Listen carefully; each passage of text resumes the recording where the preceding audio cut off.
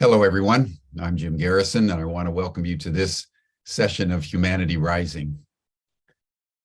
Today in the United States, we commemorate the life of Martin Luther King Jr., one of the great figures in U.S. history who, along with Rosa Parks and a number of other leaders in the Black community in the 1950s and 1960s, galvanized the civil rights movement that brought such pressure to bear on the U.S. government that the Civil Rights Act and the Voting Rights Acts were passed by Congress in 1964 and 1965 by President Johnson.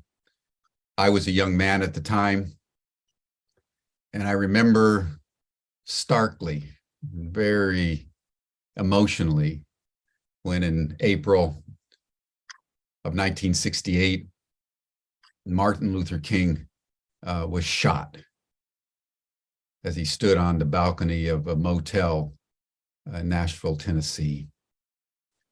And the reverberations of that death, like the killing of George Floyd, reverberated around the world and has stood as in both an indictment of white supremacy and racism in the United States, but more deeply, an indictment of the hatred that causes such deep violence in our lives and around the world. What I want to note about Martin Luther King today, as we, on the year of 2023, so many decades after his life and his death, is that starting in about 1967, 68, going into that year that he was killed, he became increasingly vocal against the war in Vietnam. And at the time, that was very controversial. And he received criticism not only from the white community, from many in the Black community, who said that his business was to work on civil rights. And Martin Luther King said, no, civil rights extends far beyond the issues of race and ethnicity. Civil rights extend to the people in South Vietnam who were under the boot of the American military, those who were being massacred and bombed as we destroyed the villages in order to save them, as it was said at that time.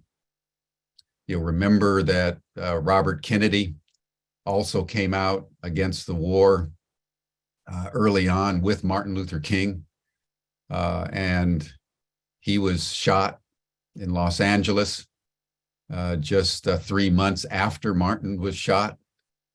I had the great privilege of meeting Bobby Kennedy a week before he was assassinated in San Jose, California.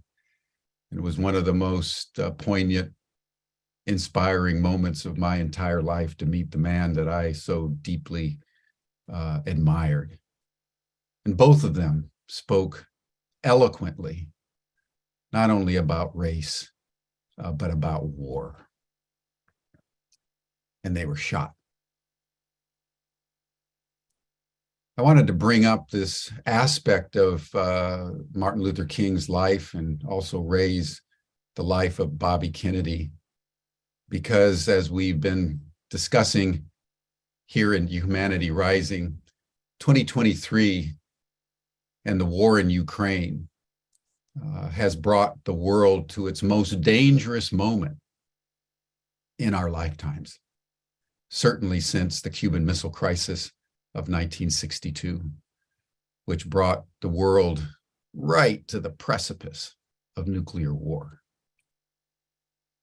Today, we stand on that same precipice, and we're taking a stand on Ukraine in the spirit of Bobby Kennedy and Martin Luther King against the war in Vietnam. We're convening a number of summits, a series of summits that'll start on the 27th of February through the 3rd of March to commemorate the first year anniversary of that war.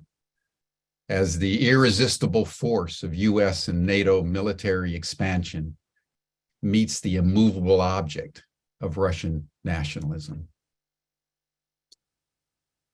Vladimir Putin has stated unequivocally that the Russians will use nuclear weapons to defend the land bridge that they've established to Crimea. And the US has allocated over $100 billion in assistance to Ukraine. US troops are now on the Lithuanian border. US troops and military personnel are now in Ukraine, training the Ukrainians with advanced weaponry. Just last month, the United States military authorized additional warplanes that could carry nuclear weapons to Central Europe. So the danger now, like the danger then, is critical for us to internalize. So in the spirit of Martin Luther King and the spirit of Bobby Kennedy, let us dedicate ourselves not only to more humane human relations, but more humane geostrategic international relations. Because racial justice and peace are two sides of the same coin. It's very appropriate that we're highlighting Martin Luther King and Bobby Kennedy at this time and on this day, as we've embarked on this extraordinary program that we began last week on apology and forgiveness. You'll remember we were initiated by a council of Indigenous women who, in a ceremonial circle, created a womb as a container for our deep exploration of these matters of gravity to the human spirit. And we've been hearing since then stories from people of color, Native Americans, who've endured unspeakable atrocities at the hands of the colonizers. And today we want to step back, as we have indicated we would do, and look at how the inhumanities that we cause other people and the lack of apology and the lack of forgiveness, these are not abstractions. These are existential, real, psycho-emotional and somatic processes that are embedded in our bodies. So not to apologize has an effect. Not to forgive has an effect, not only in the emotional level, but in the level of our physical beings, and cause all kinds of maladaptations in the form of depressions and neuroses and diseases. We're very privileged to have two psychotherapists that are very experienced in these matters, Greg Lee and Antonia von Becker, who established 27 years ago the Self-Health Institute, and for well beyond that, for 44 years, as they've partnered together, have been focusing their attention on how to enable people to identify where in the body their ailments are localized, and how they can, through very simple practices, animate their immune systems and their capacity to heal in a holistic way. So we are going to turn the program over to them today, and they'll also be coming back on Wednesday with a Hawaiian elder to explore the Hawaiian process of apology and forgiveness, the Ho'oponopono that many of you have heard about.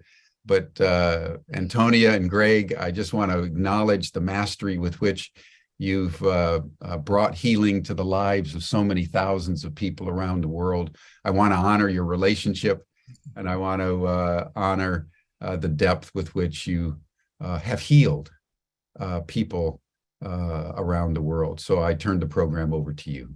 Aw, thank you, Jim. Thank you, It's Jim. so wonderful to be here, and everything that you and all of Humanity Rising Ubiquity University are doing for the consciousness and the raising of the consciousness of the world, really. So appreciate you. Yeah, and just want to say aloha to everyone. So when we start to talk about forgiveness and apology, we start to move into an area of our work that really has deep roots in our family.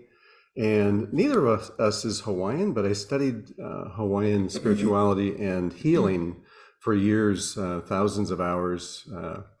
And what I know about indigenous culture is that they have processes with which to heal within their community, within their family, that have to do with taking responsibility for what happens in their life, within their family, within the actions that they do. So what I'd like to start with is... And let me just add too, that's a lot of what we're going to be talking about with Maka'ala Yates, one of Greg's teachers that you've been his students for... Since 95. Yeah, 30 years almost. 27 and now. 27 years and doing Lomi Lomi and all sorts of Hawaiian practices. But we have the honor and privilege of interviewing him about Ho'oponopono on Wednesday, and you know what the indigenous piece of that looks like, as opposed to maybe the more popularized version that is very well known in the US today. And so one of the things that Greg was able to do over these thousands of hours of study and Lomi practice, and one time I remember going to a class, we actually brought our kids to the Big Island, and we went to Wood Valley Greg had a 2-week course with Maka'ala, and that's one of the Dalai Lama's favorite places on earth. And we went there and we got to chant with the Buddhist, it was a Buddhist temple actually at Wood Valley.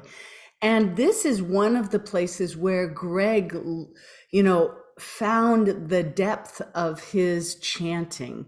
And so it's kind of an unusual thing. And we're doing it today because this is actually how we start out many of our training sessions with our students, because it is such a beautiful way to center the room and to become centered ourselves.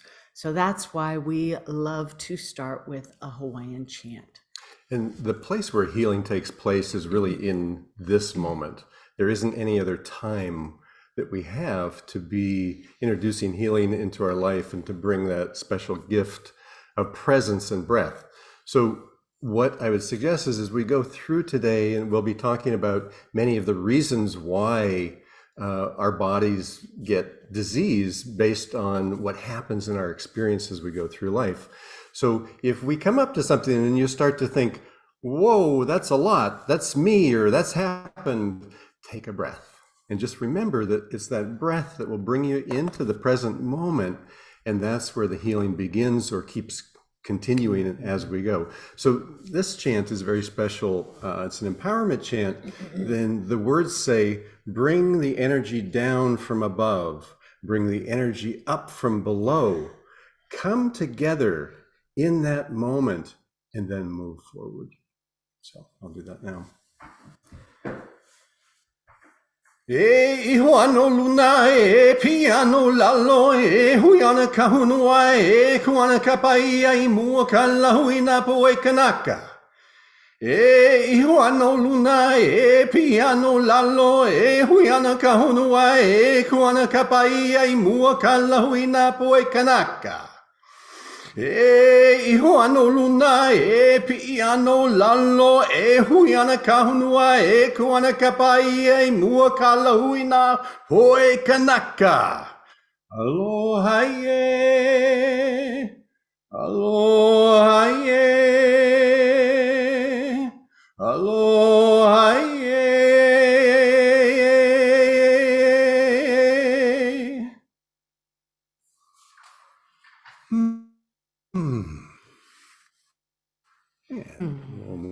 There we Forward. go. Beautiful. And can you feel that energy coming down from above and up from below? It's how we love to center ourselves. And what we're doing today is a little bit different from what we've done before coming here. We wanted to really share something that was near and dear to our hearts and so important, really a core piece of our work.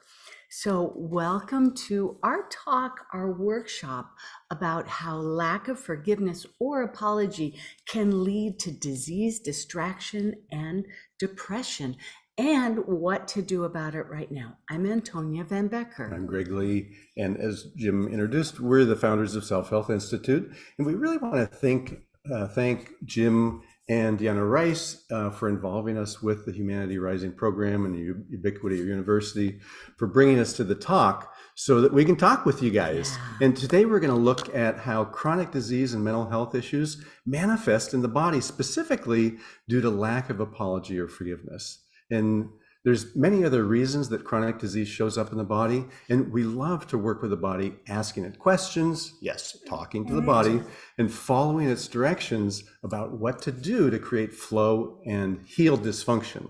But it's lack of forgiveness and apology that makes it so difficult for people to let go and begin the healing process. So we're also going to talk about the trauma and toxic emotions and behaviors that develop due to the lack of apology and forgiveness from parents, and how we can carry all those feelings and behaviors into adulthood where they unexpectedly come out when we get triggered. And we'll especially look at how it affects the mind, the body, and the spirit of the person who wants the apology and maybe never gets it, right? Exactly. And as we let go of these traumas, we begin to heal these past emotional and physical traumas and rewrite our story so that we can move forward, not dwelling on past grievances, right? We can reestablish our body's flow where it was stopped by trauma and create new emotional settings that promote healthy and nurturing options for ourselves. And for this workshop, because we're going to go into a lot of detail during the talk, we created a free workbook that has all the information that you need. So you don't need to take notes, but you can do some of the work alongside what we're talking about. You can download the workbook now. It's called How Forgiveness Heals from the Inside Out. Oh, we got to give it to everybody. There it is. There we go. Everyone. Okay. Everyone. So now it's in the chat, and you can go and download that. And what you want to do is when you download it, if you're going to use it today, which you can, or you can save it for another time, is when you download it, so you're going to get an email, and there will be a download button there, and you download it, and then you'll be able to click to download it onto your computer. And when you do that, then you want to save it for yourself, because it has a fillable PDF, so you can actually use this process over and over again. And if you don't save it and you start to type in it, when you go to close it, it'll open up and all of your notes won't be there. So make sure you download it, or you can print it. Yeah. So that's what we have to help the process along today, because we are doing process.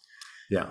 So can you tell them what it's called? What? It's how forgiveness heals from the inside out. And that's really what today is about, is how to heal from the inside out, because there's nothing outside that's going to heal you. It's all inside. And right. That's our perspective will be from that angle. Yeah. So we're going to jump in right now.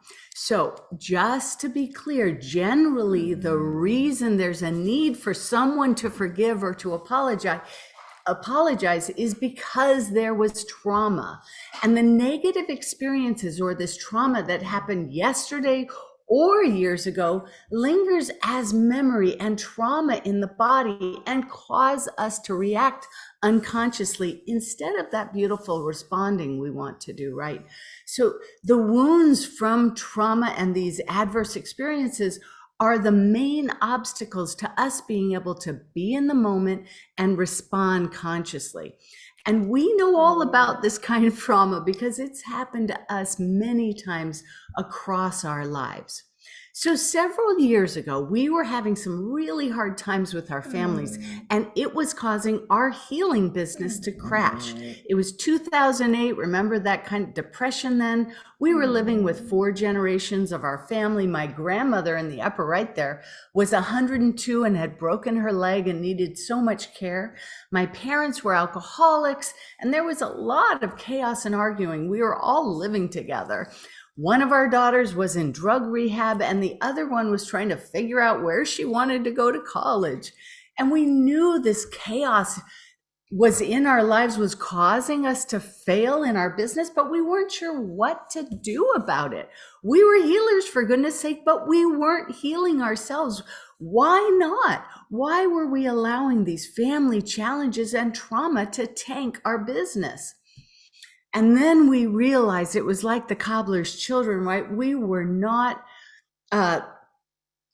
able to look at ourselves, do the healing. So when we started using CoreTalk, our own healing technique to heal those old wounds and traumatic experiences, limiting beliefs, so then we started to be able to get back to work, bring back our clients, get out of debt, and earn more money from healing others, and finally reaching our goals.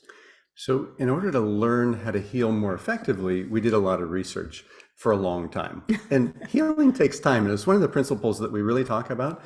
But being in the moment is where it really starts. So after we'd done quite a bit of development, we were actually doing quite well. We heard a TED Talk by Natalie Burke-Harris, who became the first California Surgeon General. And in that TED Talk, she talked about the ACEs study. And ACEs stands for Adverse Childhood Experiences. And the ACEs study was done by the CDC and Kaiser, and it was called The Effects of Childhood Stress on Health Across the Lifespan. It was conducted on 17,500 people, and the main thrust of the study shows exactly how adverse childhood experiences, and we'll talk about that more, or ACEs, affect health. And here's what the study said.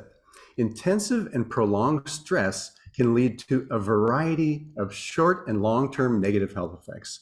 It can disrupt early brain development and compromise functioning of the nervous and immune systems. In addition, childhood stress can lead to health problems later in life, including alcoholism, depression, eating disorders, heart disease, cancer, and other chronic diseases. End quote. End quote. So what exactly are these ACEs, these adverse childhood experiences, that have such a huge impact on mental and physical health? So here's the top 10 ACEs. And in your workbook, those are listed out, so you can look at those, and then we're going to write about it. Yeah. Yes, all the ACEs that are happening in Ukraine right now. It's just.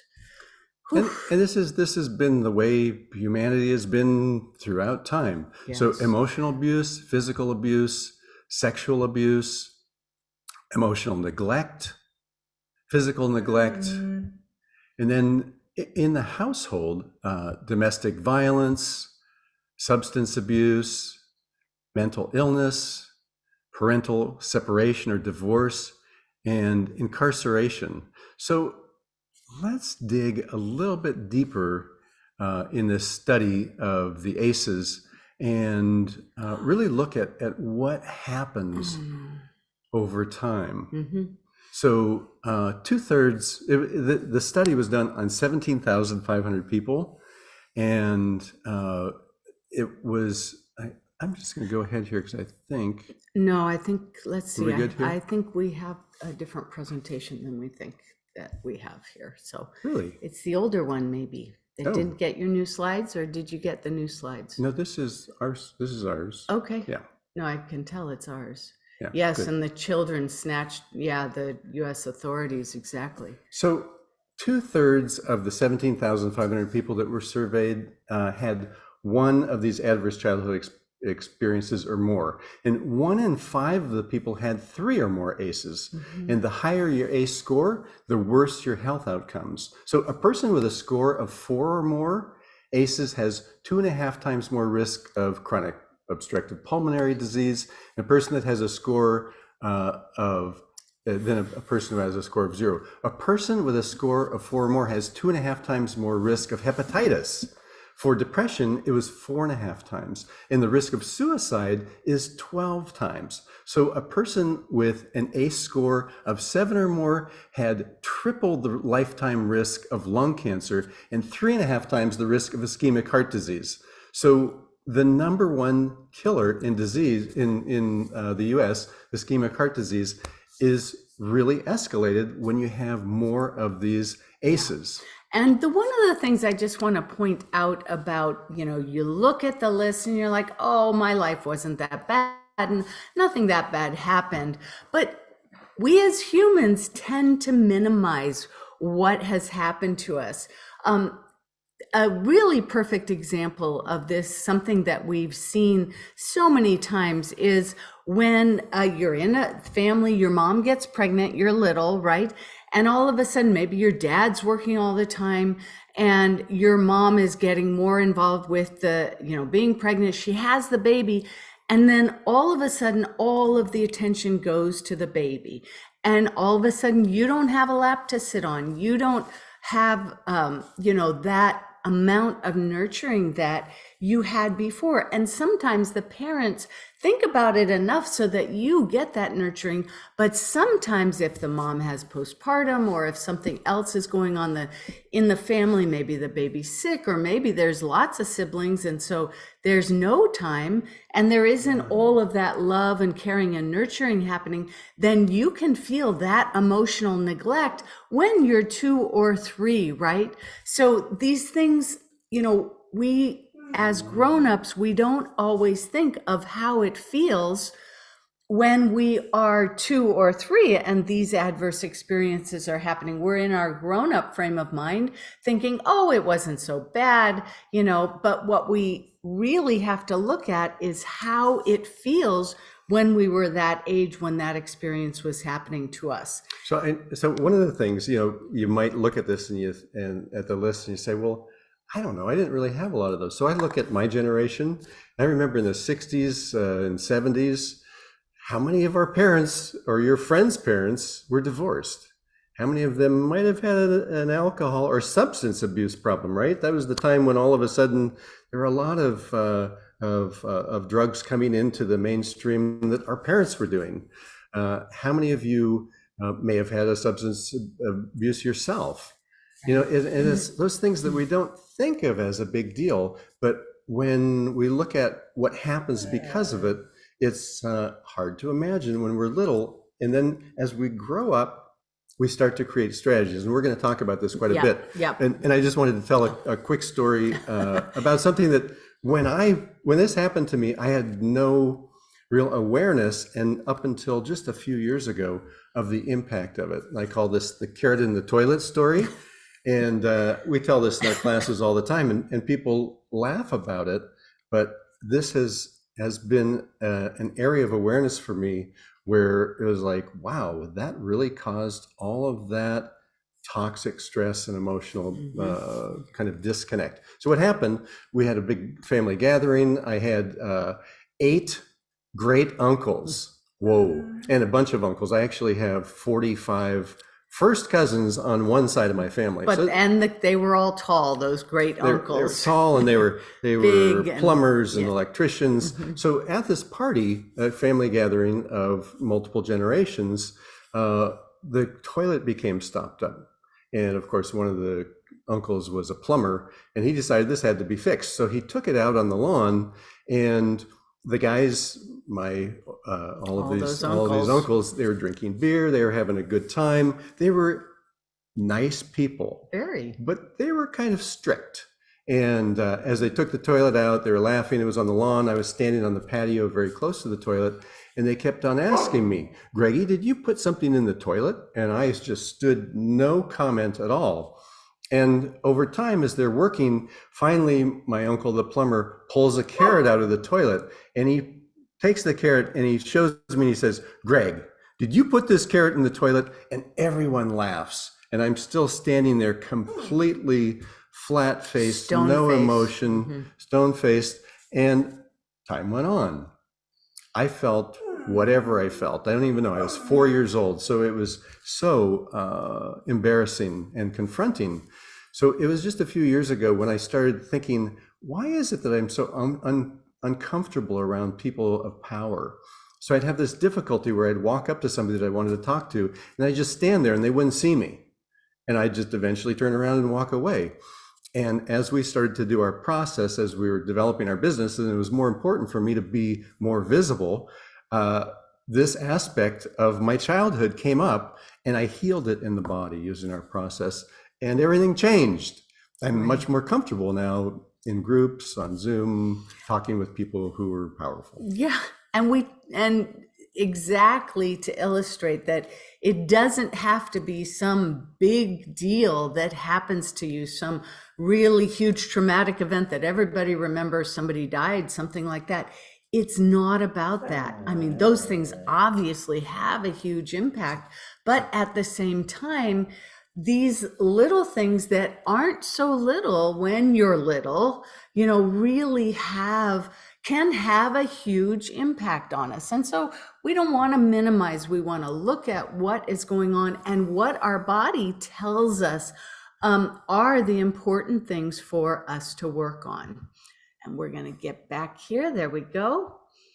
And there's that link. I think they put it in the chat again. Yeah. Okay, let's keep going. And so this is just an illustration of what Greg was talking about before, about how these impacts can happen. And I think you went. When the study was done, and this has been significant in healthcare, especially with children, as they realize the effect of children. But the study really was looking at the effect of these adverse childhood experiences on adults over time. And that was the other thing I wanted to say, was that importantly, adverse experiences don't stop in childhood, right? We can continue to have adverse experiences across our lifetime. And so while the ones that we have in childhood, especially if we have many, can have that huge prolonged lifetime effect, so can more and more adverse experiences that happened, say, last year or 2 years ago. And if you have a difficult or horrible divorce, if there's a natural disaster that destroys your home, if you become a refugee, all of these things are adverse experiences and can cause these same type of huge physical impacts on our immune system. You know how when you go through something really stressful, then sometimes you end up getting sick afterwards or during it. This is exactly how these adverse experiences affect us in the moment and over time. And this chart really says a lot. You can see down in the lower left corner, people with 6 or more ACEs can die 20 years earlier than those who have none. And I just want to read this about from Dr. Robert Bloch, the former president of the American Academy of Pediatrics. He said, adverse childhood experiences are the single greatest unaddressed public health threat facing our nation today. Yeah. So, and the reason that we're talking about this is because it doesn't have to be this way. Right.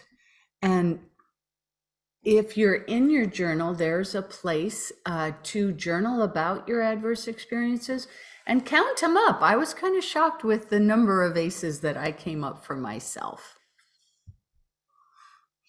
All right. And you know what makes it even more difficult is that in many families, the codependency that comes with abuse and trauma and addiction also brings the need for secrecy, or that don't air your dirty laundry kind of comment from within the family, right? So that causes us to even minimize even more and keep secrets about the events that were such a big deal when we were younger. And we're not going to touch on this today about how secrets get embedded in your body, but that's another place of exploration and how to bring those secrets out and get them unstuck when they're not serving us anymore.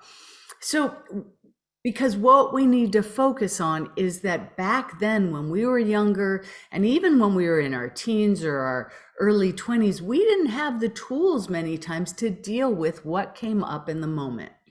So, in other words, difficult or adverse experiences can have huge effects on not just how we feel in the moment, but also what we believe we can accomplish in life. So, and when we relive these past or anticipate a bad outcome for the future, we allow these old wounds to take on a new life. And that can disrupt our ability to get things done in life or business. So, and you guys all know about triggers, right? Sometimes we get triggered by an argument or a disagreement, and all of a sudden we're remembering a fight with our parents or our partner, and we feel like we're 10 years old. And even though we're totally grown up, we're suddenly stuck, and it's hard to move forward, and we can't even figure out why we're stuck. And that's what was happening to us back when we were having that really difficult time with our family challenges, and why we had to go deeper and into the body to heal our own adverse experiences from childhood, like I had from my parents being alcoholics and my brother committing suicide, because all of that was getting triggered when we went through those challenging times with our parents.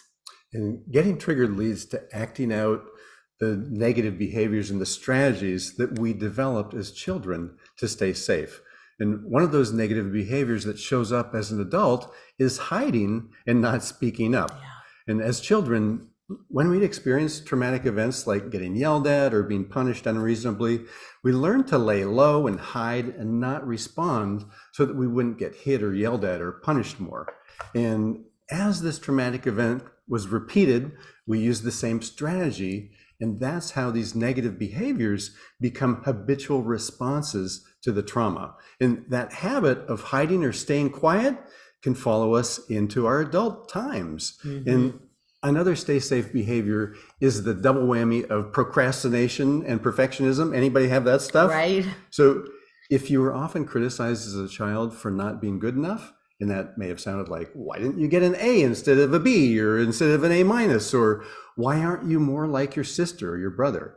And now you're writing an important email, but it's not exactly the way you want it, and you're not sure how to change it. And you might put it off until later, procrastination, because it's not coming out the way that you wanted it to, perfectionism.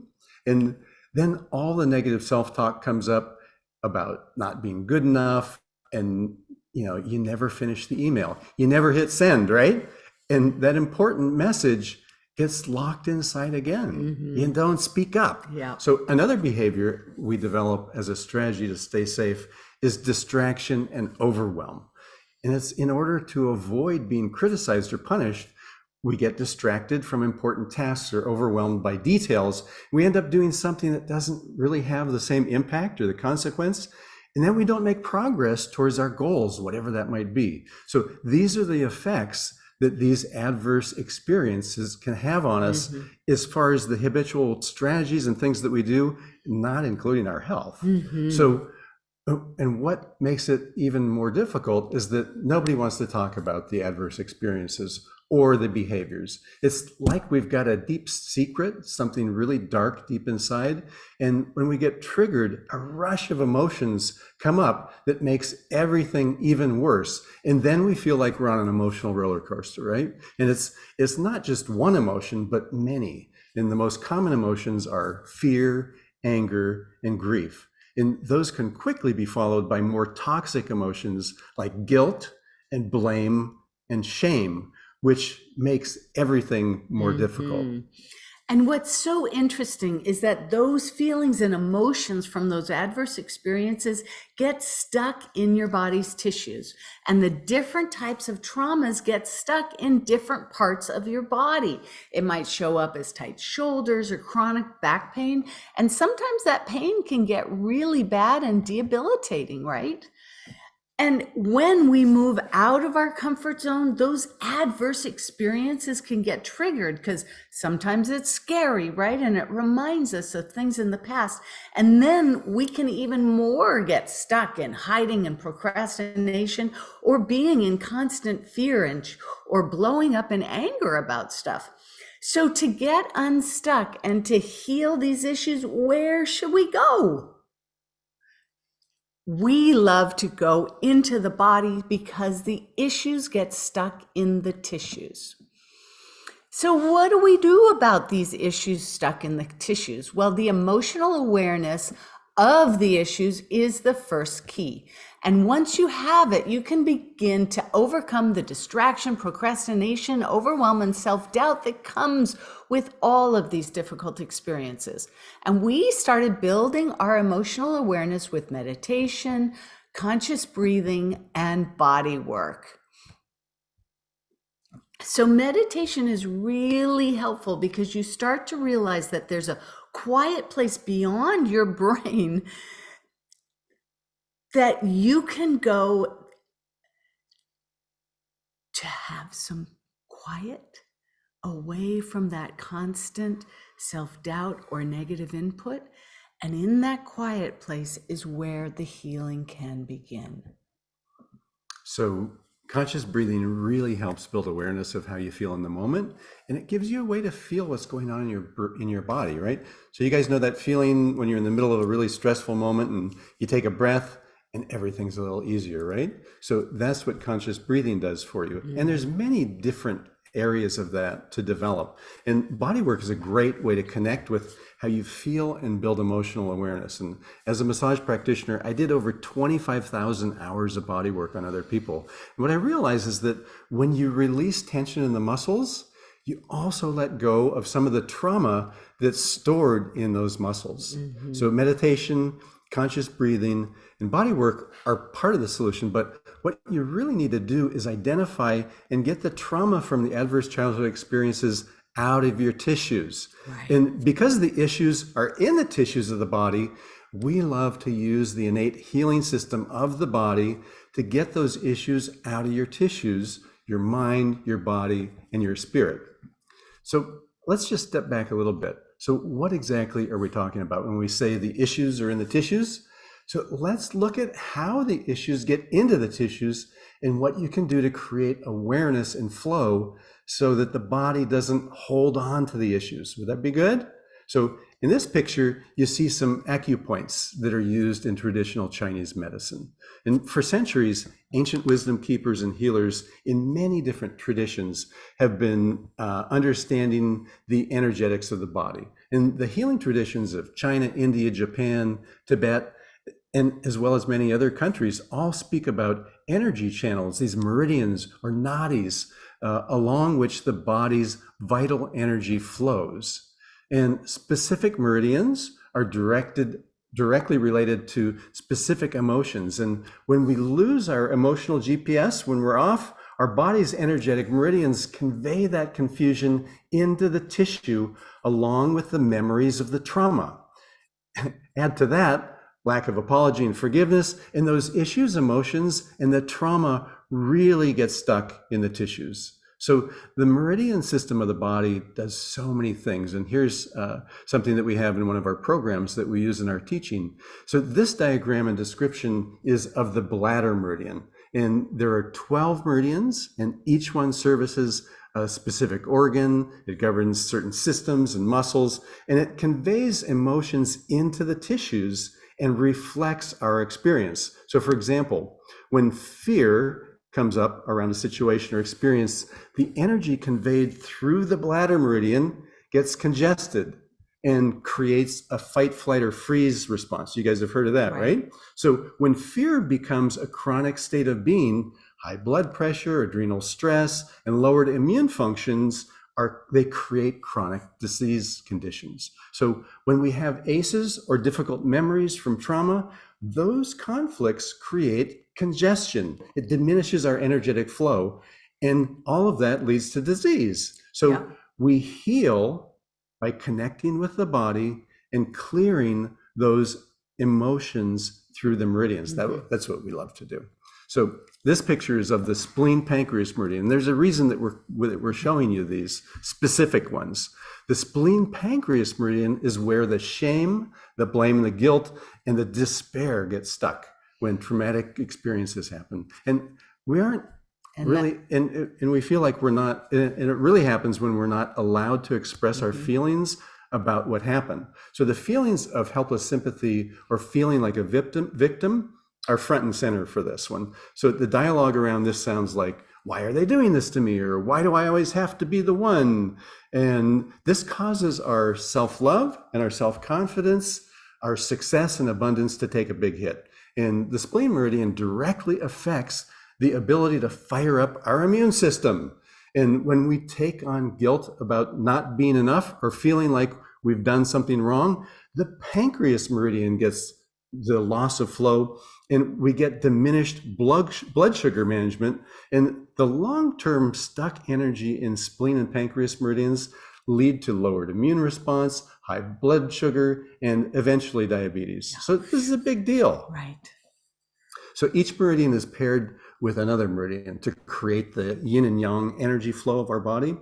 And the spleen pancreas is paired with the stomach meridian, which is all about nurturing. So how we receive our nurturing in food, how we were nurtured as children, and then in turn, how we nurture others and ourselves. So the most destructive and non-nurturing thing in the world is mental, physical, or sexual abuse, right? And that's why digestion, immune function, and self-esteem issues are so prevalent due to the damage by abuse and trauma. And just to say that we're talking about abuse and trauma, and embedded in that abuse and trauma is the fact that there are no apologies and no forgiveness within all of these acts of abuse and trauma, especially over a long period of time. That forgiveness and that none of that is part of the abuse equation, right? So this is that is what's going on. So, and here's the problem with all the trauma. We know it was wrong, and yet we can't talk about it. And many times the perpetrator of the trauma reinforces our silence with threats and punishment. Right. And if you're feeling like, yeah, this stuff's happened to me, take a breath. So, and that's why it's so important to clear the spleen and stomach meridian to release that trauma. And it's not difficult to do. We teach people how to do this in a day. So, and Deanna was saying, why did bike riding heal my wounding as a kid? Well, I think sometimes when we do these physical activities that give us so much joy and that are so active, that this is one way to activate your meridian system and substitute that love or that nurturing for yourself where you might not have gotten it otherwise. Right. Well, and once the trauma is released from the tissues, we can begin the act of forgiveness, either by forgiving ourselves or forgiving others. And forgiving ourselves is really the first step, but that can be tricky. It takes acknowledging our part in the situation, or even just forgiving ourselves for being in the situation that we couldn't control, given our age, of course, or the power that someone else had over us. Yeah. And it means forgiving our shame and blame of ourselves and honoring where the despair is really coming from. And all of that awareness can be a challenge to deal with, right? Right. And especially Catherine was just saying in the chat about the trauma, the generational trauma that's carried on when we can't, it's buried so deep that we can't even recognize it because no one will acknowledge it. No one will talk about it. And that's why talking to our body to find out our thing is so important. So forgiving others is really made a lot easier when you forgive yourself, right? Doing that first, especially when the energetic charge in your tissues is relieved through the meridian. It allows you to sometimes see where the person is coming from. Maybe they were abused themselves, even though it's not an excuse for what they did.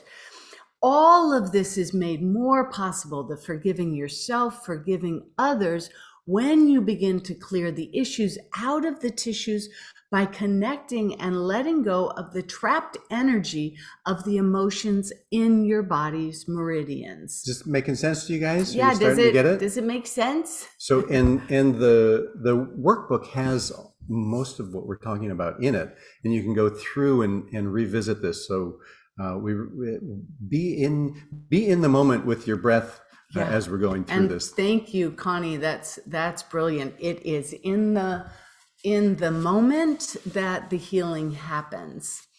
So now that we know that the emotions of the issues get cleared out of the tissues by restoring flow in the meridians, let's look at the other important part of our innate healing system, our chakra system.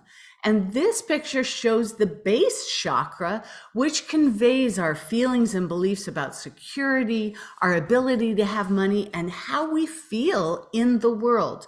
So the chakras, and you can see there's 7 main ones along the central channel in your body, and there's hundreds of other ones at all your joints and things like that.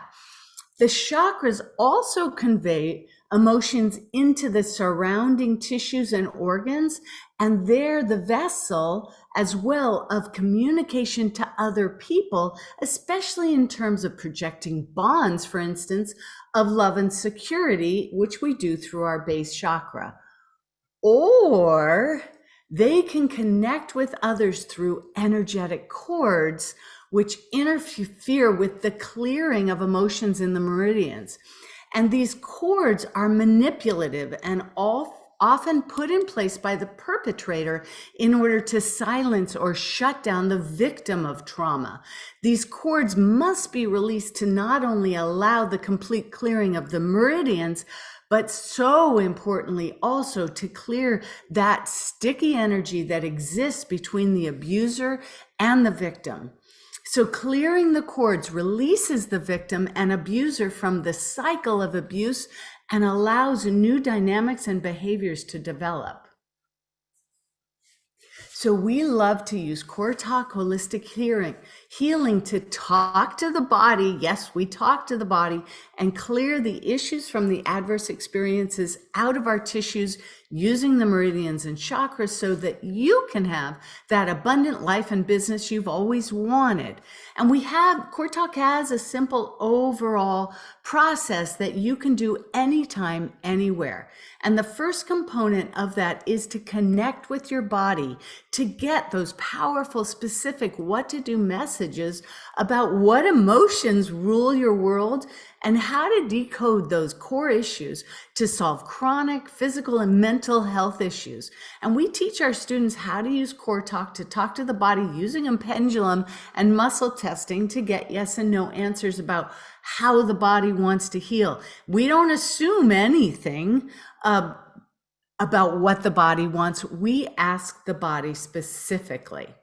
So the second component is to heal, where you'll use meridian clearing techniques to clear those core issues causing inflammation, chronic disease, and depression, and release that toxic stress from your body and find relief from chronic fight and flight reactions by decoding those outdated negative thought patterns and behaviors and limiting beliefs, which can be the root cause of adrenal stress. And it's really about letting go more than anything. And we just allow our body to direct the conversation and then take action based on what it says. And in the third component of CoreTalk is that you thrive even when you're challenged. You'll train your brain to bring you peace of mind instead of worries and worst case scenario. That's my personal bailiwick, right? And you'll be able to create the balance in your body using your meridians to give you calm, everything's all right now feeling, while simultaneously energizing your immune system's killer instincts and boosting your health and vitality. Let's keep going. There we are. And part of thriving is about forgiveness. Forgiveness is a choice, right? But it can be challenging. After all, we're dealing with the shock of the initial trauma, those roller coaster emotions, these toxic behaviors, and all of the resultant discomfort and dis-ease. So if you want to forgive, it can be a difficult task to forgive yourself first for what happened and what you're part of it, or to forgive that perpetrator who has committed such awful abuse, especially over time. And that's why we have our forgiveness formula. So the first step is all about realizing the problem exists, and that's where that's hard in that generational trauma, right? But realizing the problem and wanting to make a change. And then it's taking the responsibility to be an active participant in the change and not just treating the symptoms with medication, right? That's where a lot of people are going today, is treating it, taking something outside of ourselves. It's really taking responsibility for your health and wellness. And not taking responsibility is really asking it to get buried deeper into the tissues, which happens, and that's where the chronic disease develops. That's right. So it's also about creating awareness by communicating with the body, and we love to use CoreTalk to identify those core issues that might have happened way back when. So we love, that connect, heal, and thrive, and to restore the flow in the meridians and the chakras, following the body's instructions. That's the most important part, is to follow what the body wants. And then you can flow in your life. You're able to respond instead of react.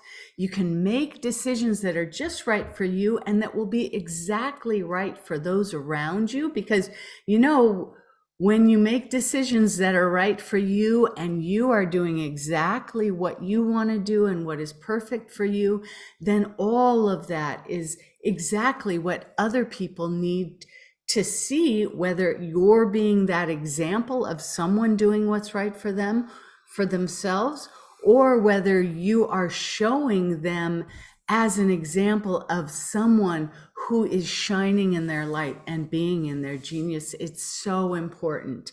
And when you do all those things that are just right for you, following your body's wisdom, your innate healing systems, your health will improve and you'll become more calm and confident, and life and the universe will have your back. I mean, it already does have our back, but we're just not always conscious that that really is the way it is. And that is the way of forgiveness and flow. And what's interesting is when we look at this, and you'll see this on Wednesday when we have Maka'ala on, these are indigenous concepts that have been around forever, and they're not specific to one culture or the other. These are global concepts of being in the moment, being in the flow, and being able to find your way and to release the toxic emotions, the traumas that are affecting your life in a negative way.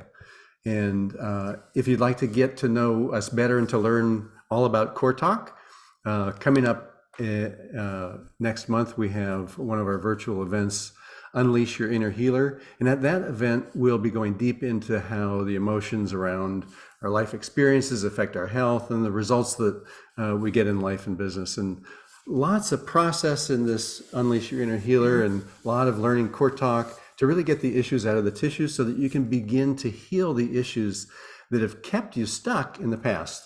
And we just love to be able to introduce this to people so they can do that thing of being able to connect deeply with what's happening, be able to heal, and then thrive with this process. And it's something that we teach people how to do over and over, and we would love to see you there. Now we're going to see if there's any other questions. Yeah, let's have a discussion. What are the things that when you hear this whole discussion, what comes up? What are your ahas or things that you heard or questions that you have about this? Yeah, we'd love to. Oh, thank you, Eve. Beautiful. This is our life's work, and lucky to be able to offer that people. And Eve, I love that you want to offer this to all your clients. And we have a lot of healers in our group. We're focusing on healers more and more. And some of them have come from like body code or emotion code, things like that. And they said CoreTalk is that on steroids. And so they have had some amazing breakthroughs with their own clients and with their clients' ability to thrive and move out of the issues that they've had in a short amount of time when they started doing CoreTalk. And I love that, Eve. Yes, and Mary, if we have time, maybe we can go through a little process. yeah, actually, Let's we take some could. questions first. Yeah, we could possibly do a little demo here, actually, too.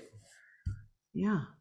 Yeah, you're opening a holistic women's health That's so center. fun. Oh my gosh, that's so important. Yeah. Okay, catch up with you 6 weeks. Oh, you're opening it in 6 weeks? Oh my goodness. Yay. That's perfect. Yes, this would work so well in a setting like that because, Tools. there's so many tools and how women do, when we have these adverse experiences, sometimes what happens is we're like, especially if your mom was the perpetrator of some of the abuse, you're like, I'm not going to be like her. And what we find is women are going to, they often will change their hormone structure so that they don't have to be like their mom. They say, oh my gosh, I don't want to be like her. That's the worst thing. I never want to be like her. Your body says, oh yeah, I can do that. And how I'm going to do that is I'm going to change my estradiol, just one little piece on it, because you don't want to be like her, right? So it's so cool. Hey, would love to hear what you guys came up with as far as awareness of what some of your ACEs are. You can just put in the chat, what some of those things were, maybe how many you think you might have had, just kind of as a quick look at that. We'd love to hear from you and questions that you might have about that. And yeah, as we get some responses coming in, we can talk about what you do. How do you deal with these adverse experiences that have happened? And this is really, once we start to create awareness and we start to bring this into the discussion, our body reacts and it responds in a way where it will lead us to what's best for it. So that's what we love to do. Is we get to this point of the discussion and we start talking to the body. And one of the things that we use, and we actually teach people how to do this at the Unleash Your Inner Healer event, but we use a pendulum and we start to be able to ask yes/no questions about what the body wants to do. And some, yes, we do work with kids and teenagers, our practitioners do. As far as the larger societal trauma and the collective healing stuff, we do a lot of free workshops. We actually have a past life workshop coming up at the end of the month. It's how healing past life trauma increases your ability to be visible and do what you want in your life. And on those workshops, we do a group healing, right? So, but I realize we're talking about several different levels of group healing. This process can work at any level that you apply it to. It can work individually, it can work with a group in front of you, or it can work with a structural societal overlay to remove that trauma from the trauma, or usually it's really about fear, right? It's so all of this stuff, especially today, is all about fear. So clearing that fear out, we do generational healing. We can do the collective healing. You can do it to any level that you want to apply it to. And I wanted to address some of these things. Oh, you guys are great. Deanna said, can you explain a traumatic experience that my tissues remembered, but my brain didn't? Right. From when I was 5. Yeah, we can look at that. So, and I also want to just, okay. So also Eve, you said, do you have anyone local in Philly? Okay, so we do global healing around the world on Zoom because And healing, so, yeah. healing takes place, you don't have to actually be in person. Yeah. And we've done this now for 20 years. We've been working on the phone with people all around the world and also online. So it works that way. And with Deanna's question, it's so interesting because one of the signs that you have a traumatic experience is that you can't remember stuff. And I didn't realize this until I found out that there was a whole year that the kids in our family lived with our dad. And I had no recollection of it at all. And my sister said, "Oh yeah, that was that time that year when dad came and lived with us and mom went to school." And I was like, "No way, what are you talking about?" And then as I found out more about it, I realized why I didn't remember it and what some of the things that happened during that year that I didn't want to remember. And so that was very interesting to realize, wow, there's this whole time. And this is another one of those stay safe techniques, right? That we do in order to stay safe in our bodies. Our brain says, you know what, that was just way too much. I can't handle it. And so I'm not going to remember that. I'm going to put that aside because it's just too much to deal with.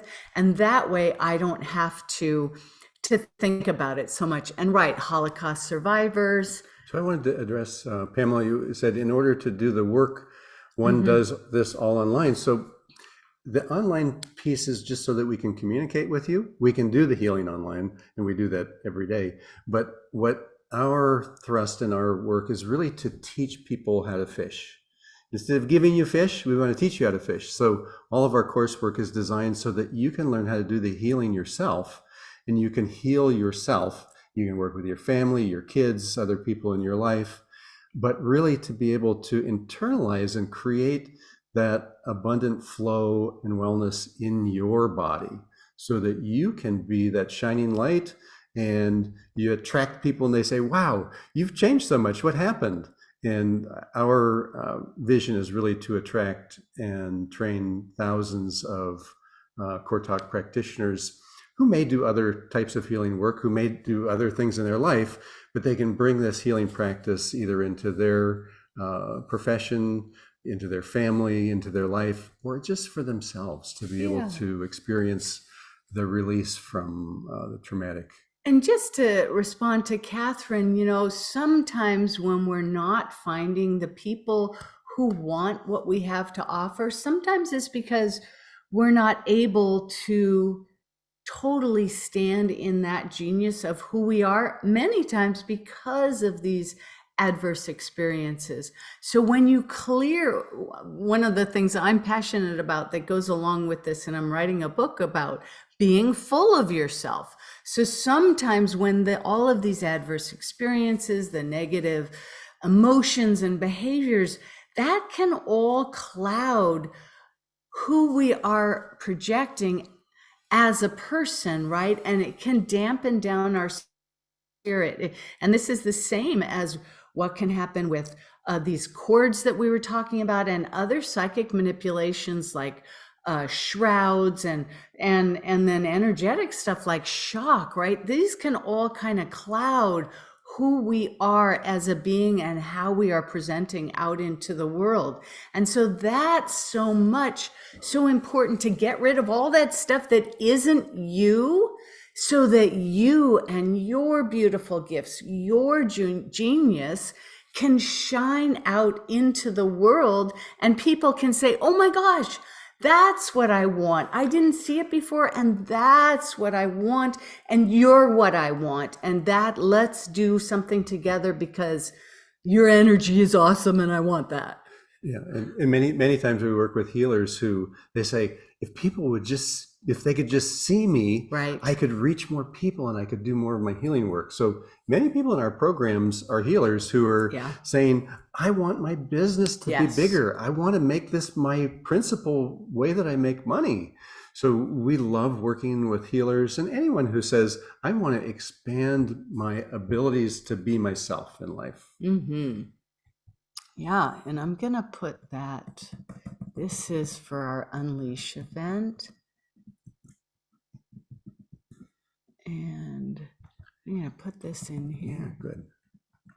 so that you can check that out too. It's so fun, and we do so much healing, and you learn the basics of CoreTalk. And Mary, you were saying, how do you spell CoreTalk? That's exactly right, with a capital C and a capital T.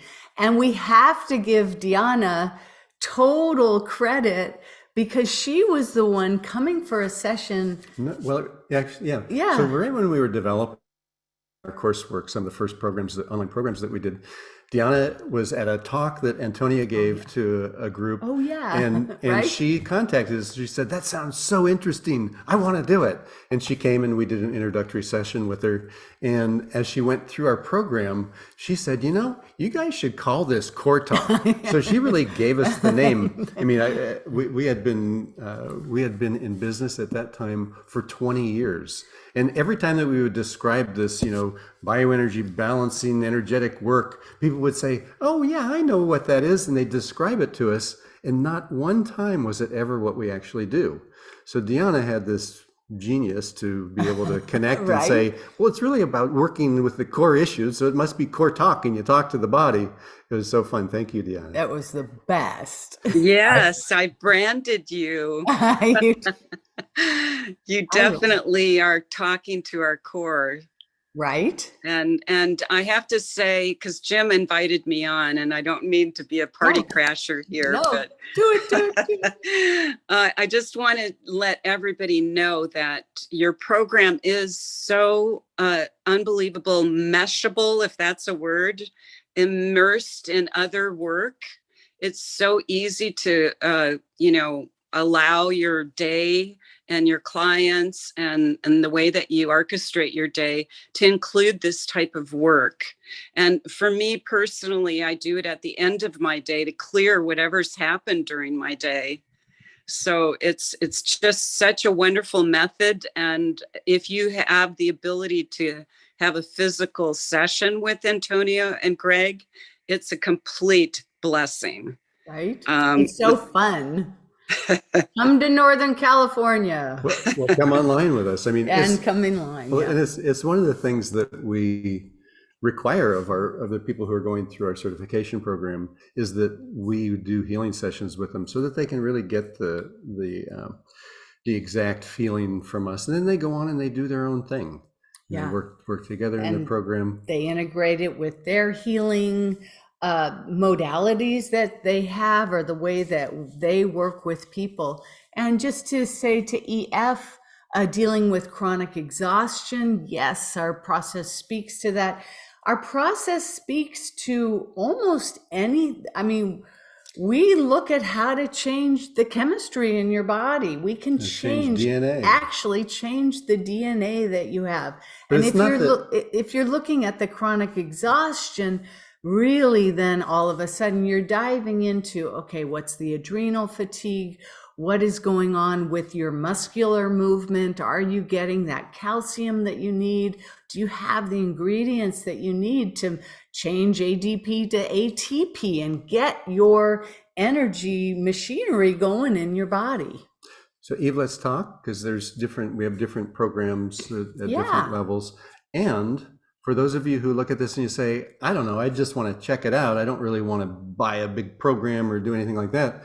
The Unleash 3-day Unleash Your Inner Healer event is $97. Right, for 'Cause 3 days. We really want people to be able to experience what we do and then say, yeah, this is something I want to do the rest of my life, or I'm not really that interested or whatever. But you walk away with tools that you can use right away. You get tons of healing during the event, and it's super fun, super deep, without having to go into the trauma. So Right. this is a main part of our work, is that you don't have to go into the trauma, Right. because your body says, hey, the trauma happened at this age, these were the emotions, this is how you clear it. And you just say, okay, I'll just do that. So it's really a matter of following these simple messages and learning how to talk to your body.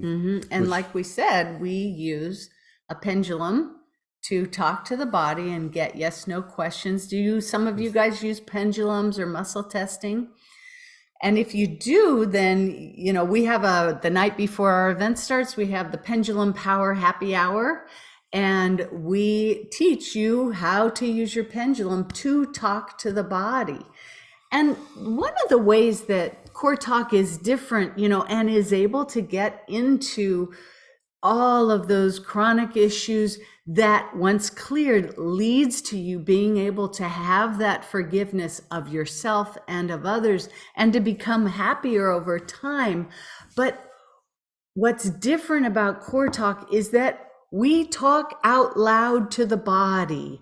So Asking we questions. ask Woo, we can questions actually- to our body. We don't assume anything because you can't make this stuff up, right? I mean, the things that happen, and you guys are going to have hear Eve talking, or V talk tomorrow, you know, about what happened to her. You know, you can't make up this stuff. So that's why we go directly to talk to the body and let it go where it wants to go. And EF, we will, you know, we start saying, you know, are you here, body? Are you alone in your field? Is it okay to talk? You know, this is so, all of these questions to start out with, to make sure that you're here, all present and accounted for, and that you're not 10 years old, but you're your current age, things like that, to get started with the conversation. And in fact, one of our amazing healers, she's in Berlin, said that when she introduced the 4 questions that we start with, and we do these at the Pendulum Power Happy Hour the night before the event and in the event, when she used those 4 questions on one of her kind of worst case clients that she was having trouble with, who had, she was stuck at home, manic depressive, living with her parents, couldn't go outside, had no job, had no relationships outside of her immediate family. Yeah, and when our practitioner got her to be her current age and got everybody else out of her field, all of these kind of basic things In the first 4 questions. in just in the beginning of the process that we do, then within a month, and we need her to write these up because write up this experience because it was so huge, this case study of what happened. Within 2 months, the woman had moved out of her parents' house, gotten a job, went out and about, and had a boyfriend. So she Life-changing. completely was able to move out of where she was depressed and unable to operate basically in life into this fulfilled life. Insane, right? That's what when she told us, we were like, no way, that's amazing. How did, you know, we're always just so excited about what happens with this healings. We never know and can hardly ever anticipate it. Yeah. And at Unleash Your Inner Healer, Yeah, her own prison, right? It's the first thing that we do is these 4 questions, and they're real simple. I mean, we could give them to you, but it's kind of like, you know, when you go to anybody who's teaching you something, and you know, you say, well, what's the one thing I should know? Well, this is the beginning. Right. And they can tell you what the beginning is, but until you go through that process with them, so it just doesn't have the same type of power because there's a lot of pieces to how you connect, you know, what the process is, but it's simple and Right. it's something that you can do over and over again. You know, and what we always, as we work with anybody, it's always about, well, what are you going to do tomorrow? When Yeah. you wake up and you're faced with the feelings again, or the situation that might trigger you, or the person who was the perpetrator, who might be, you know, your spouse or your partner, who is just triggering what the perpetrator did, you know, in your early years, Yeah. is like, what are you going to do? How are you going to, what are the tools that you have? So we love being able to give people the tools. Yeah. And then as people say, that's the coolest thing ever, I want to do that for the rest of my life, we have programs that lead them into that. Yes, and EF, contact us because we have a lot of different free stuff we do. We do payment plans for everything. And But really, I mean, what Antonia is saying about the free things. So when you're on our list and you get on the list by downloading clicking on the thing for the gift. the forgiveness gift, when you do that, then you get all of the announcements about what we're doing, and then you get to come to things. We do a lot of free things because we love to. Our job in life is to spread this healing, and to then also train practitioners so that we can have many, many, many CoreTalk practitioners out there. And many times somebody will say, well, I'm a healer. I love what I do. I can't imagine changing that. And for them, it's like adding tools. And then, we don't care what you call it, as long as you're doing your healing work. If you're a healer, this is a way to heal yourself so that you can get out there and affect more people in your life and be able to heal more. Yeah. Do we have time for a short demo? Maybe with Deanna, do a quick thing about your bicycle. We got 10 minutes. Let's Jim, I don't know. Yeah. Where are we at here? Yeah. Let us know. Take your time, my friends. This is so brilliant. This is so good. This is so healing. Thank you, thank you, thank you. You're So welcome. if Deanna's there, Deanna, why don't you come back on and you guys do what you're doing. We'll close when we finish. Okay. We could do a We can do a little. demo. How about Okay. your bike thing? Or let's ask do you want to do something? Is that all right with you? Yeah, absolutely. Go for it. Okay, well, let's see what your body wants. Of course, So- we can kind of direct it, but So what we always do when we work with somebody is we say, well, what's going on? What's coming up? What is your body telling you? And sometimes people have an agenda. It's like, this physical thing is happening. I've got this mental thing where I can't stop thinking about this or this person or whatever. So what do you think? I think it's just the beginning of the year, kind of a sludgy time, it feels like to me, and just kind of opening up to the new possibilities for the year would be okay. helpful. Let's just see what your body says. Hey, Deanna, are you here? Yeah, and there's a yes. Deanna, say no. No. There's a no. And we teach people to use a pendulum, but since we've been doing this like forever, this is how we learned, and we This is our still keep clinical doing practice. clinical Looks like this. together. Yeah. So are you here? Are you all, and these are the 4 question guys. Yeah. So are you here? Are you all alone in your auric field? Yes, of course you are. Yeah. Is it okay to talk? Yeah. And are you, how old are you, dear? 64? 64. Are you 64? We're the Yes, same age. Yay, good age. Yeah, do you know what you want to talk about? Yes.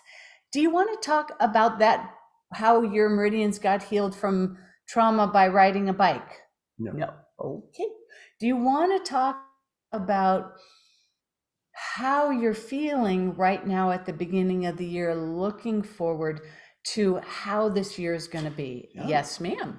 Okay, yeah. So are you feeling really positive and go getting it right now? Not so much.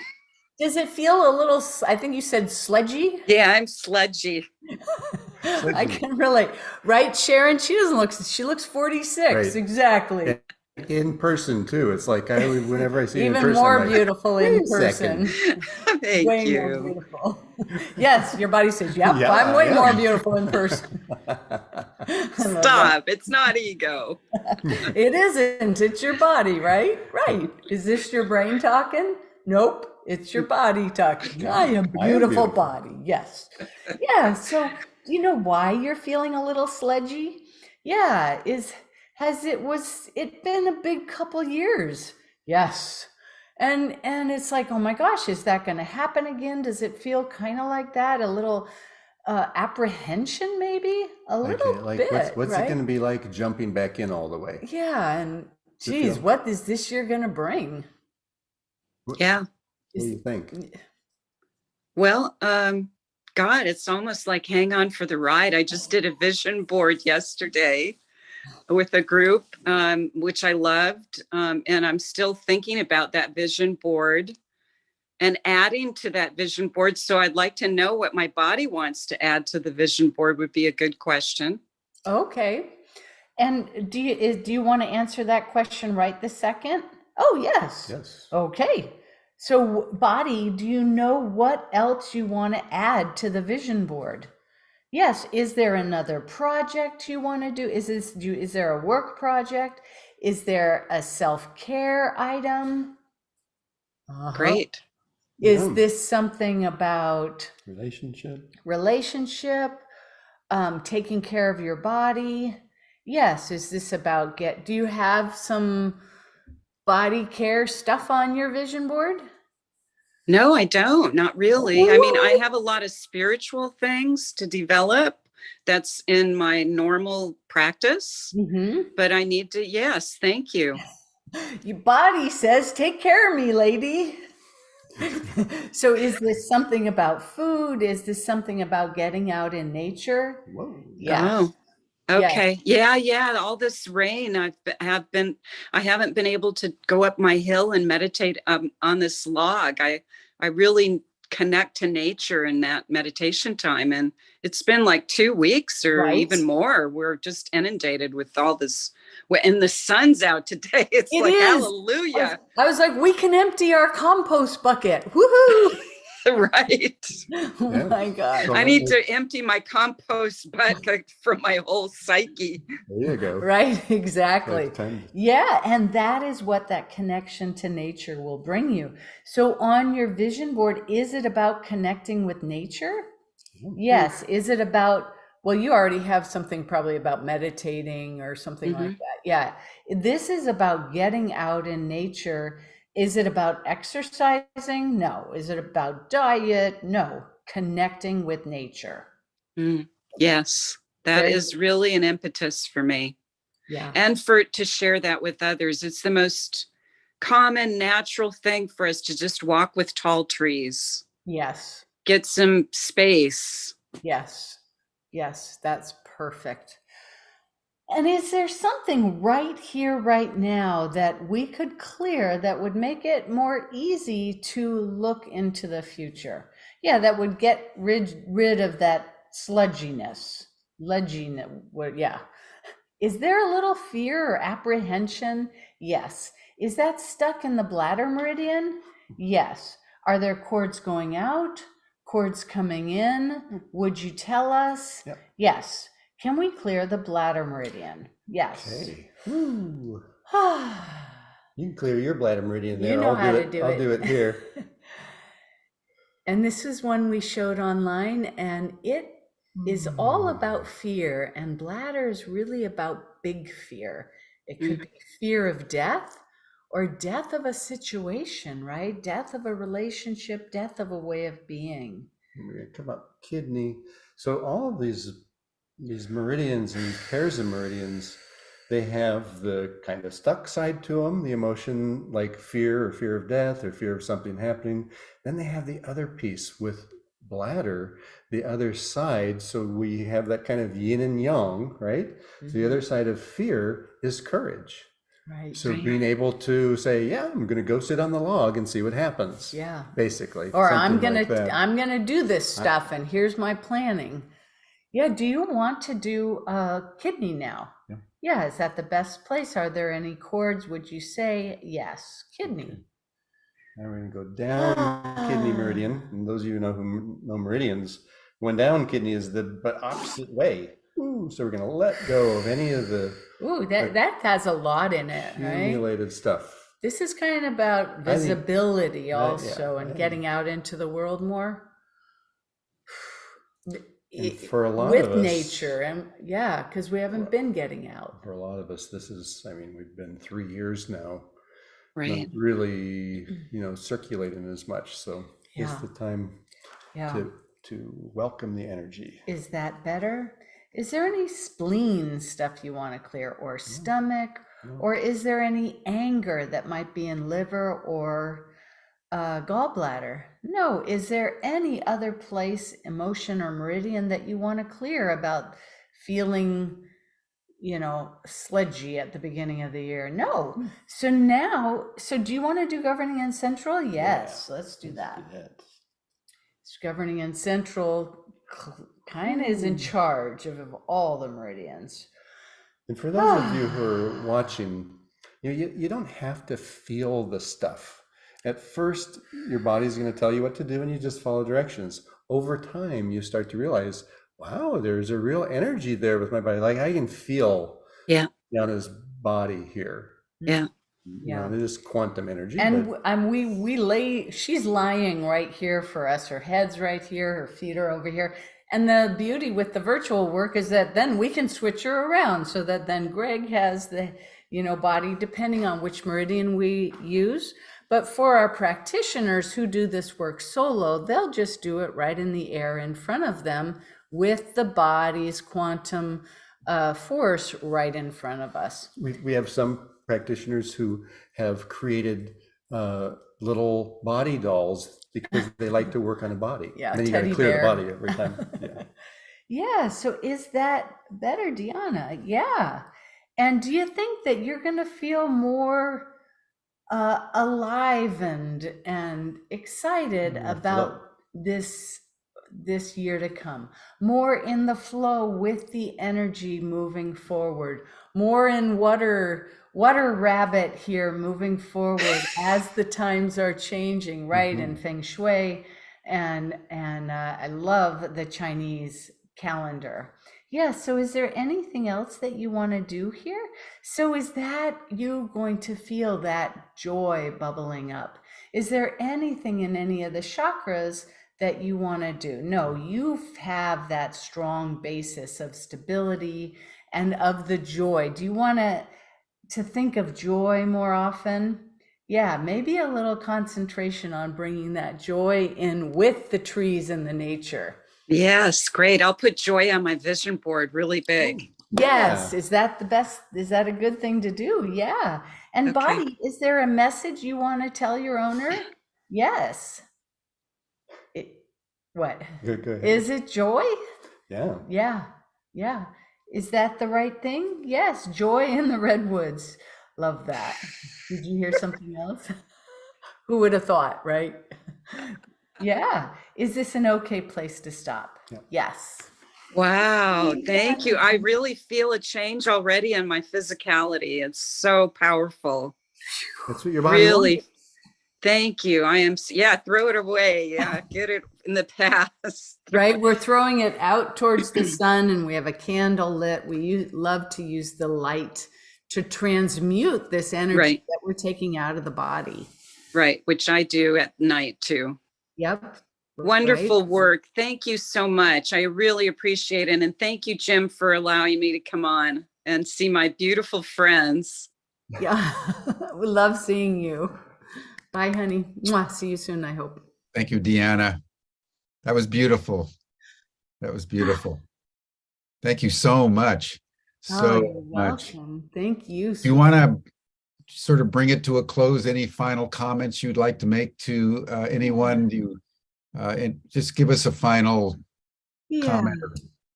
I think one of the things people always ask us, so what do you do with that stuff that's all stuck when you let it go? And it really is about letting it go. It's really about allowing the body to direct traffic in our life. Instead of us trying to figure everything out, our body knows exactly what the experiences that we've had, how it affects us, and it knows exactly how to heal it. It knows how to let go of it, because in the first place, what it's doing is when we have the experience and it gets stuck, it says, oh, that's too bad. I'm going to hold on to this so that when it comes up again, you'll see and feel the restriction, because I want you to take action or be aware of that. So it really is, the body has such a specific ability to connect with where you're at in your head, and it has that ability to tell you exactly how to heal. And then it says, let's thrive, let's go forward and do it. And what I love to do and have to do so many times a day is be here now. right here in the moment, not thinking about regrets of the past or worrying about the future, staying right here, right now, because this is where the healing happens. This is where life happens. This is where inspiration happens, in the moment. With our breath. Because why not use the tools we have? Beautiful. Thank you so, so much. I can't think of a more inspirational way to celebrate Martin Luther King in terms of the healing of all the traumas that we're afflicted by. And also, as we begin our deeper process on apology, forgiveness, and healing over the next several months, to remember, everyone, that our bodies are not only our temples, but in some ways they're also our garbage cans. They are where every experience we have at all the levels of our being, all the chakras, are embodied, literally. And so what Antonia and Greg are showing us is how to use the body to heal the soul, because the afflictions of the soul are contained in the bodies. And so I really want to honor everything that you do. I want to recommend that all of you click on that link, as I did actually, to get this workbook on apology and forgiveness. And I hope, dear ones, that we can have you back down the trail to continue to illuminate our global community with the opportunities that you provide. Oh, thank you so Jim. much. We'd love to come back. And we're going to be in the after chat. Cool. Cool. Well, that brings us to a close, everyone. As they indicated, tomorrow we will be hearing from V, formerly Eve Insler. You all know from her global bestseller, The Vagina Monologues, and her book on apology, which came out in 2019, and a book that she's releasing at the end of this month called Reckoning. So she'll be joining us. And then on Wednesday, Antonia and Greg will be back with a Hawaiian elder to talk more deeply about Ho'oponopono, which is very recognized, but not very well understood. Right. And so they're going to illumine that aspect. And then on Thursday and Friday, we're going to be hearing from some Native American elders to talk about the suppression of Native American spirituality. And then also by one of the descendants of a warrior who was there at Wounded Knee about the massacre there by the U.S. government on the Native populations. And then we'll continue our program the following week. But this is an inspirational start to this week. So thank you, Antonia and Greg. Thank you, everyone. We'll see you tomorrow, and hope that you can all join us in the after chat. That you'll see the link in the chat box for those of you who can join. Thank you. Bye for now. Bye.